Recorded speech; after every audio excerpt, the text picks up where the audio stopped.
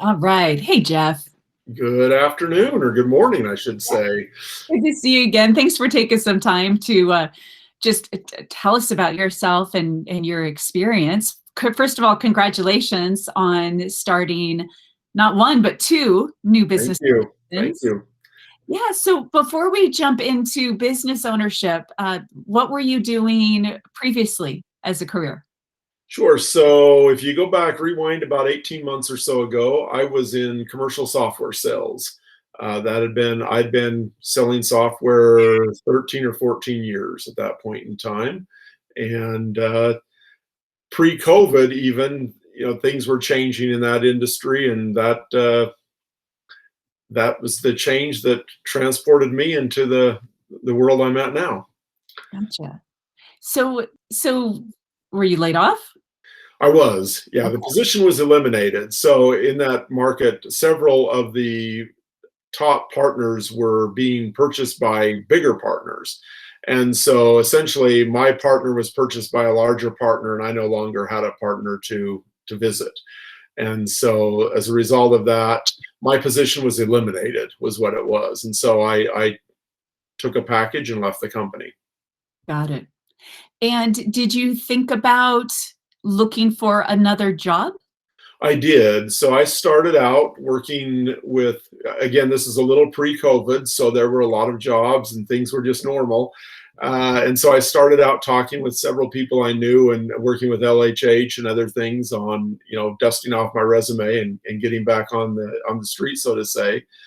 And went down that path for about 2 months, I think, and then realized.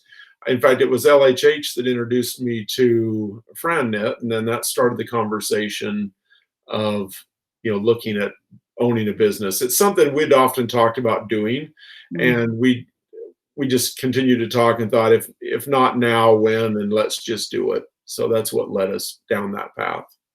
got it. So tell me about your experience in terms of working with FranNet and exploring different options in business Sure, ownership. no, it was really good, and looking back, I'm glad once I decided to do that, I talked with Blair, your counterpart, and worked with him and did the test, or I don't know how to call it a test, the evaluation, your evaluation, what works for you and other things.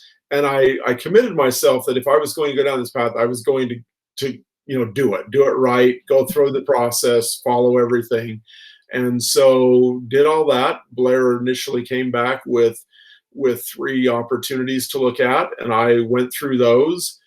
Participated in discovery days, called other owners, did everything that was asked. But again, now we're into COVID, and so a couple of those businesses were, at least one was very impacted by COVID. Mm, Was considered non-essential, and so even if I wanted to go there, there was just really no way to continue down that path at that time, just because they were, as a business, I don't even know if they were allowing, new owners or anything else to come on. And so after doing my due diligence with the other remaining couple, still nothing, it just didn't quite feel right. And that's when Blair came back to me. We had a few more conversations, did a little more soul searching, and he came back and offered up Pet Supplies Plus as an opportunity. And it's like you probably heard it 100 times. That was the furthest thing from my mind at the time. But the minute he said it, we're huge pet lovers here. We're huge, on and on. And so I thought, hadn't you thought of that? But yes, let's look at that. And so explored that opportunity and went through the process. I'm happy to talk more about it anytime, but ultimately, it was a year ago this month that we signed the agreement to become owners of Pet Supplies Plus, and I did buy two territories. great. Yeah, if you could speak to the process, because I know what you mean, but Oh, sure. for someone out there that says or is hearing, okay, there's a process. What Yeah. does it look like? Well, and it might look different because, again, now I went through this in COVID, so everything got kicked virtual. But Yeah. the process is really you engage with the franchise or and talk with them, go through their materials that they'll send you, you know loads of materials to review and look at and other things.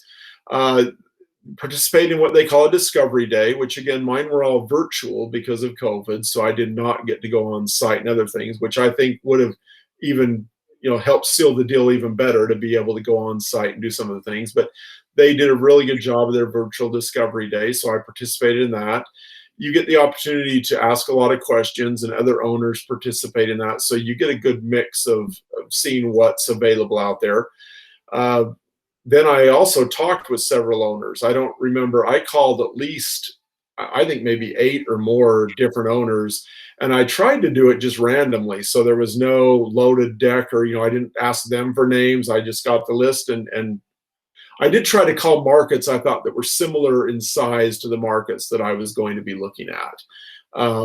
And so talked with them and did everything there and got their feedback. And from there made the decision to continue to move forward and signed the agreement and paid the money. And, then you get handed off to the next group and start working on with the real estate team and other things. So it's been a very good experience. And, I'm happy. I feel like if you put in the effort, and the teams that are supporting you from FranNet to the franchisor to, to your own efforts, everybody's been great to work with, and it's been a good ride.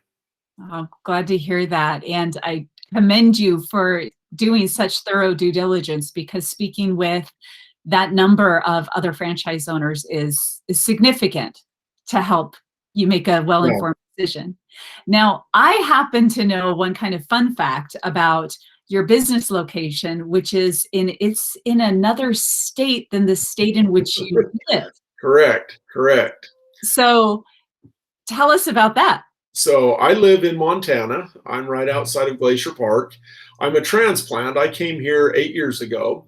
And so I moved from northern Utah. And I have some kids in northern Utah, and one of them runs a franchise for another franchise. He's a manager there. And so one of the things we talked about was that if I were to open a market there, then he could be a manager for me. So there's personal reasons for me to be there. So it helped expand things and get family. I don't know if that'll be good or bad in the end, but it should be great. So we're looking forward to it. So that's one of the reasons I went there. And then I was also looking at Montana, but with real estate and other things, it's been tough to find the appropriate location here in Montana. So right now we've moved forward with 2 markets in Utah for now. So it will be a little different. I mean, but in speaking again, my comfort is in my conversation with several owners in the past, as I was exploring this, many of them have multiple stores, so they're not in every store every day. So the semi-absentee, and they all talked about the need for good managers and other things. And so I see it as a very possible and very workable solution. And I think the markets that we've identified are just fantastic, and will support the stores very well. Yeah, excellent. And so you mentioned kind of the buzzword semi-absentee, which oftentimes is kind of semi-passive in terms of the demands on the owner's time and energy. Mm-hmm. So you've got a great manager. What do you anticipate the demands on your time and energy being? I'm anticipating as we move, so just so everybody knows that right now, one store is under construction right now, and we're looking at another existing building, but even in that case, it will be, 6 months or more just to reconstruct the interior. So I see my time, I'm fully expecting to be on site, very involved from store setup through store launch, and maybe even a little beyond that. I want to be. The semi-absentee can come later. I think I need to be there to understand, really fully grasp the business. Pet supplies is a very neighborly, focused on that area that you are.